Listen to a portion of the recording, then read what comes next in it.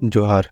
मैं अजय आप सभी का स्वागत करता हूं आपके अपने यूट्यूब चैनल अजय सॉल्यूशंस में।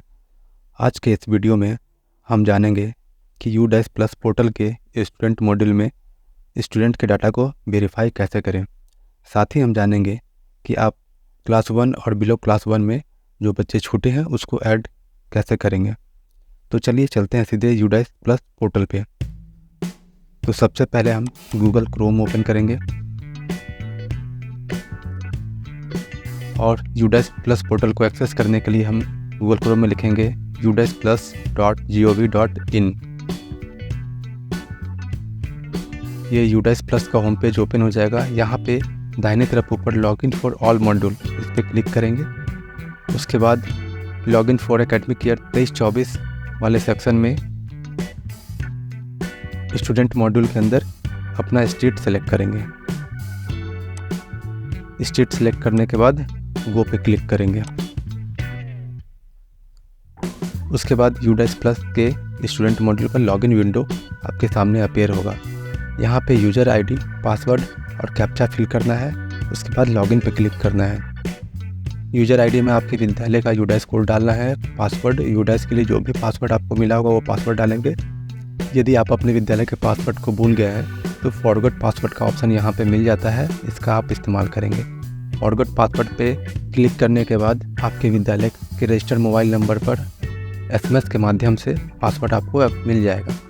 यदि रजिस्टर्ड मोबाइल चेंज हो गया है या पासवर्ड SMS के माध्यम से नहीं आ रहा है तो आप अपने ब्लॉक या डिस्ट्रिक्ट MIS टीम से संपर्क स्थापित कर पासवर्ड रीसेट करवा सकते हैं। तो चलिए एक विद्यालय का लॉगिन कर हम देखते हैं कि किस प्रकार इस कार्य को पूर्ण करना है।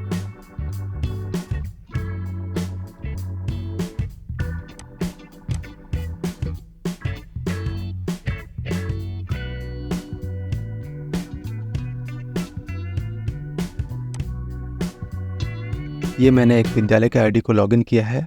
यहाँ पे आपको एकेडमिक ईयर 2023-24 में जाकर डेटा को वेरीफाई करना है।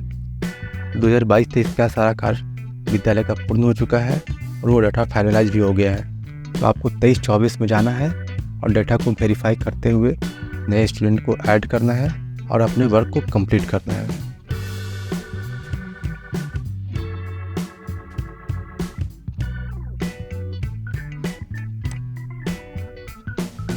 ये आपके विद्यालय का इन्फॉर्मेशन पॉपअप होगा। यहाँ पे आपके विद्यालय से संबंधित बेसिक जानकारी दी गई है। यदि इसमें किसी प्रकार की त्रुटि हो तो आप स्कूल डायरेक्टरी मैनेजमेंट वाले ऑप्शन से इसको ठीक कर सकते हैं।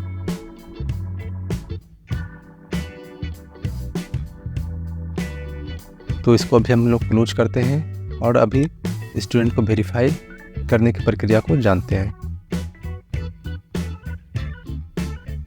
अब आपके सामने विद्यालय का डैशबोर्ड है। डैशबोर्ड में विद्यालय के स्टूडेंट से संबंधित बेसिक समरी है। विद्यालय में कौन कौन सी कक्षाएं संचालित हैं, साथ ही कौन कौन से सेक्शन हैं।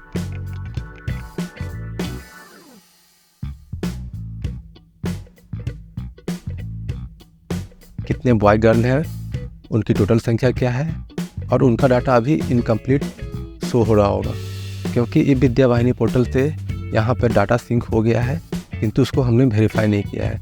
उसी कार्य को अभी पूर्ण करना है। ऐड स्टूडेंट का ऑप्शन अभी क्लास 1 और बिलो क्लास 1 के लिए ही अवेलेबल होगा। इसके ऊपर की कक्षा में यदि आपको स्टूडेंट को ऐड करना है तो उसके लिए आपको अपने ब्लॉक या डिस्ट्रिक्ट के MIS टीम से संपर्क करना होगा। तो अभी फ़िलहाल इस मॉड्यूल में आप दो तरह के काम कर सकते हैं। एक क्लास 1 और बिलो क्लास 1 के बच्चों को ऐड करना और सभी कक्षाओं के बच्चों के डाटा को वेरीफाई करना। तो चलिए ऐड स्टूडेंट की प्रक्रिया को हम जान लेते हैं कि ऐड स्टूडेंट पे क्लिक करने पे एक एरर मैसेज पॉपअप हुआ है। आपके विद्यालय के केस में भी ये हो सकता है। यहाँ पे हमें वार्निंग मैसेज मिल रहा है कि हमारे विद्यालय का डाटा फाइनलाइज नहीं हुआ है। तो उस डाटा को फाइनलाइज करने के बाद ही हम डाटा वेरिफिकेशन का प्रोसेस आगे बढ़ा सकते हैं या फिर ऐड स्टूडेंट कर सकते हैं।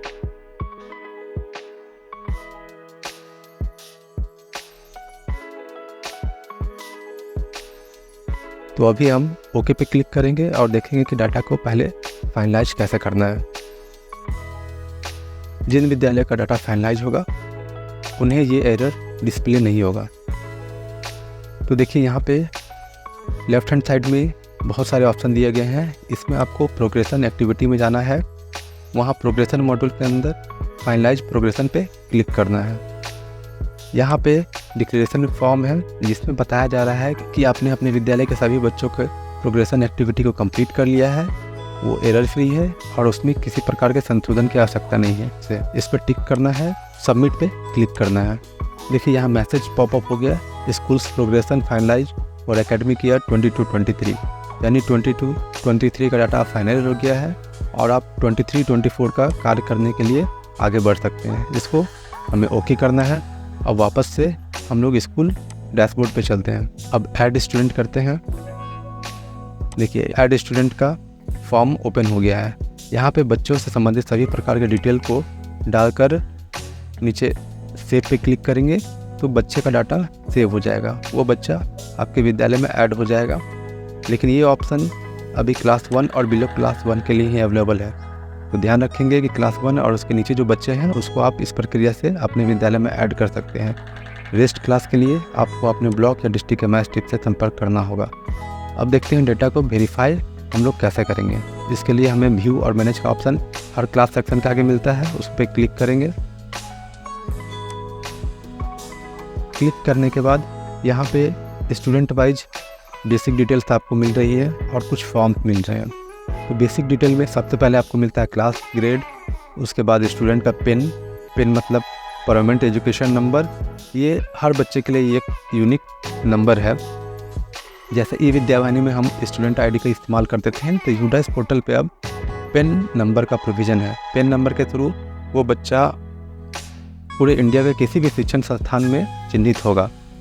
केवल स्कूली एजुकेशन के लिए नहीं, वो यूनिवर्सिटी कॉलेज में भी जाएगा, तो यही पेन नंबर के थ्रू उसका आइडेंटिफिकेशन होगा। और अदर स्टेट में या अदर विद्यालय में जब भी बच्चा ट्रांसफ़र होगा तो इसी पेन नंबर के थ्रू ही ट्रांसफ़र उसको करना है। यदि कोई बच्चा पेन नंबर मांगता है तो आप यहाँ से उससे उपलब्ध करा सकते हैं। उसके बाद स्टूडेंट का नाम, gender, date of birth, entry status. Entry status में अभी नॉट स्टार्टेड डिस्प्ले हो रहा है क्योंकि ई विद्यावाहिनी से यहाँ पे डेटा केवल सिंक होके आया है, उसको अभी हमने वेरीफाई नहीं किया है। जैसे हम लोग वेरीफाई करें एंट्री स्टेटस कंप्लीट हो जाएगा। उसके बाद 3 प्रकार के फॉर्म आपको मिलते हैं, जीपी, ईपी और FP. Gender profile, educational profile और फैसिलिटीज प्रोफाइल। आपको इन तीनों प्रोफाइल को एक एक कर वेरीफाई करना है। जो डाटा छूटे हुए हैं उसको फिलअप करना है और अपडेट करते जाना है। अपडेट जैसे जैसे आप अपडेट करेंगे ये तीनों ऑप्शन अभी रेड से ग्रीन हो जाएगा। तीनों फील्ड जब ग्रीन हो जाएगा तो ये डाटा हमारा कंप्लीट हो जाएगा। उसके बाद एक डिलीट शिफ्ट सेक्शन का ऑप्शन मिलता है। यहाँ पे आप किसी सेक्शन को डिलीट कर सकते हैं या किसी बच्चे को एक सेक्शन से दूसरे सेक्शन में शिफ्ट कर सकते हैं। तो चलिए अभी हम लोग फॉर्म स्टेटस को देखते हैं कि किस प्रकार से उसको वेरीफाई करना है। तो हमें सबसे पहले जेंडर प्रोफाइल पे क्लिक करना है और एक एक करके तीनों प्रोफाइल को कंप्लीट करते जाना है। जहाँ देखिए इस बच्चे के जेंडर प्रोफाइल को मैंने ओपन किया है। यहाँ पे बच्चे से संबंधित सभी डिटेल हैं जो हमने ये विद्यावाहिनी में सबमिट किए थे।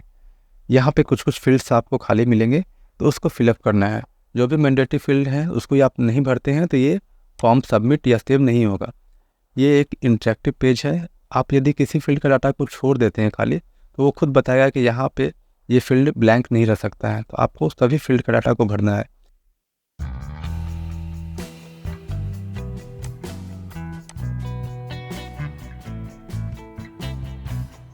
एक नया फील्ड जो इसमें ऐड हुआ है वो ब्लड ग्रुप का है। ब्लड ग्रुप में सभी प्रकार के ब्लड ग्रुप हैं और एक ऑप्शन आपको मिलता है अंडर इन्वेस्टिगेशन।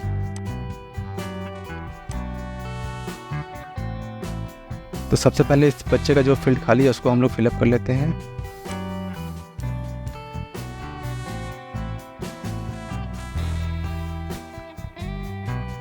उसके बाद ब्लड ग्रुप में सबसे नीचे एक ऑप्शन है अंडर इन्वेस्टिगेशन का। यदि आपके विद्यालय में बच्चे के ब्लड ग्रुप का रिकॉर्ड कीपिंग किया गया है तो बच्चे का ब्लड ग्रुप आप डाल दीजिए। यदि रिकॉर्ड कीपिंग नहीं किया गया है तो उस बच्चे के पेरेंट्स को सूचना दे दीजिए कि आप बच्चे का ब्लड ग्रुप चेक करवा कर आपको उपलब्ध करवा दें ताकि उसको फिलअप किया जा सके।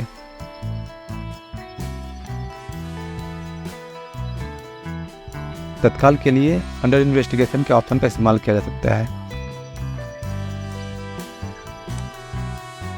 उसके बाद अपडेट पे क्लिक करेंगे। देखिए यहाँ पे पॉपअप मैसेज आया है, कुछ डाटा अभी बचा हुआ है, तो उसको कंप्लीट करने के बाद ही ये फॉर्म अपडेट होगा। चलिए एक बार फिर देख लेते हैं कि कौन सा फील्ड खाली रह गया है। जैसा कि मैंने आपको बताया था कि ये एक एक्टिव पेज है, तो इसमें आपको बता देगा कि किस फील्ड में एरर है। देखिए यहाँ एक मैसेज आ रहा है कि alternate mobile number can not be same as primary mobile number. तो प्राइमरी मोबाइल नंबर और अल्टरनेट मोबाइल नंबर दोनों एक नहीं हो सकता है। तो यहाँ पे हम अल्टरनेट मोबाइल नंबर चूँकि मैंडेटरी नहीं है तो उसको हटा देंगे और उसके बाद इसको सबमिट करेंगे। यदि दूसरा मोबाइल नंबर आपके पास अवेलेबल होता तो वो आप डाल सकते थे। देखिए अब ये डाटा सक्सेसफुली अपडेट हो चुका है। अब नेक्स्ट फॉर्म में चलते हैं, जो कि है एजुकेशनल डिटेल्स। अब एजुकेशनल प्रोफाइल में देखिए जो फील्ड खाली है उसको आपको फिलअप कर लेना है। उसके बाद इस डाटा को सेव करना है।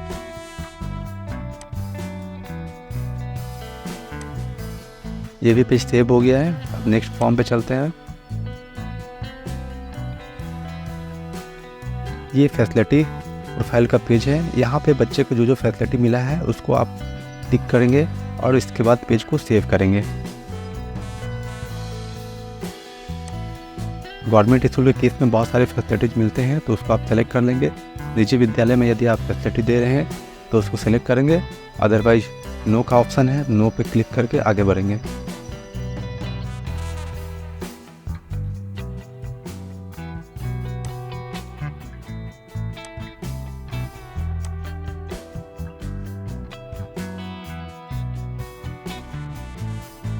तो आप देख लेंगे आपके विद्यालय के केस में संबंधित बच्चे जिसका आप डाटा वेरीफाई कर रहे हैं उसको कौन कौन सी फैसिलिटीज़ मिली है, उसी के अनुरूप इस डाटा को फिलअप करना है। यहाँ पे 2 नया डाटा फील्ड ऐड हुआ है, जो स्टूडेंट हाइट का और स्टूडेंट वेट का है। तो स्टूडेंट का हाइट और वेट आप मेजर करके इसमें फिल कर देंगे। ये दोनों मैंडेटरी फील्ड है, बिना इसको फिल किए हुए आप पेज को सेव नहीं कर सकते हैं। तो यहाँ पे हाइट और वेट, हाइट जो होना चाहिए सेंटीमीटर में होना चाहिए और वेट केजी में होना चाहिए। दोनों फिलअप करते हैं और पेज को सेव करते हैं।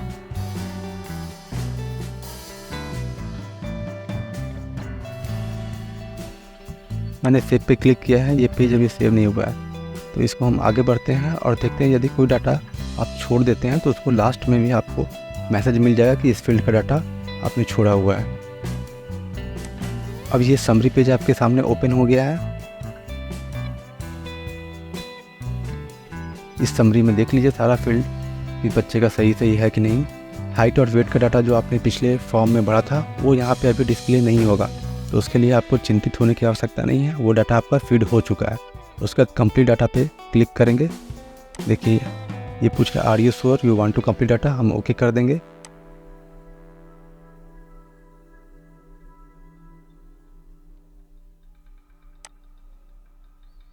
देखिए हाइट और वेट का डाटा एने आ रहा है, तो इसके लिए आपको चिंतित नहीं होना है।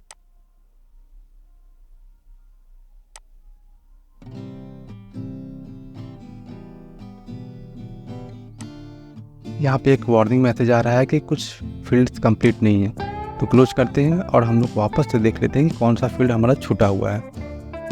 ये डाटा मैंने जानबूझ के छोड़ा था ताकि आपको बता सकूं कि यदि आप किसी भी फॉर्म में कहीं भी कोई डाटा मिस करते हैं तो लास्ट फॉर्म में आपको डिस्प्ले हो जाएगा कि वो डाटा वहाँ पे छूटा हुआ है। तो आप बैक करके देख लीजिए। मैं सबसे पहले फॉर्म में जाता हूँ और एक एक करके आपको डाटा दिखाता हूँ। अपडेट, पहले फॉर्म को अपडेट सक्सेसफुली ले लिया गया है। दूसरे फॉर्म को सेव, ये भी फॉर्म मेरा सेव हो जा रहा है, इसमें कोई तरह का कोई त्रुटि नहीं है।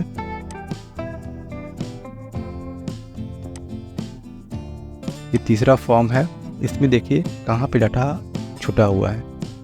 इसको सेव करने के बाद सेव नहीं हो रहा है। एक एक करके हम सारे फील्ड को देख लेंगे। रेड कलर से देखिए वहाँ पे रिक्वायर्ड लिखा हुआ आ रहा है 4.3.7 में, तो ये फील्ड मेरा छूटा हुआ था। इसको हमें अपने बच्चे के अकॉर्डिंग येस या नो कर लेना है, उसके बाद सेव करना है। देखिए ये फॉर्म भी सेव हो गया। अब मेरा तीनों फॉर्म कंप्लीट है। अब डाटा सक्सेसफुली कंप्लीट हो जाएगा।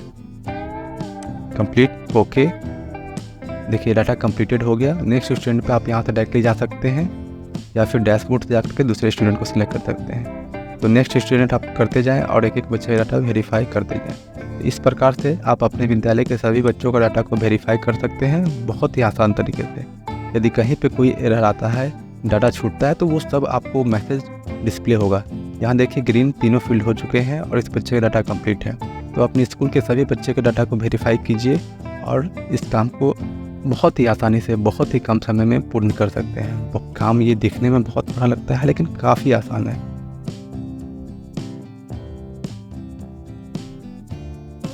और आप स्वयं अपने मोबाइल पर एक एक बच्चे के डाटा को वेरीफाई करते हुए अपने स्कूल के डाटा को कंप्लीट कर सकते हैं। तो ये वीडियो आपको कैसा लगा ज़रूर बताएं और इस चैनल पे आप नए हैं तो इस चैनल को सब्सक्राइब कर लें, बेल आइकन को क्लिक कर लें ताकि एजुकेशन विभाग के वर्क से रिलेटेड जो भी टेक्निकल वीडियो हो वो आप तक सबसे पहले पहुंचे। इस वीडियो को अंत तक देखने के लिए आप सभी का बहुत बहुत धन्यवाद।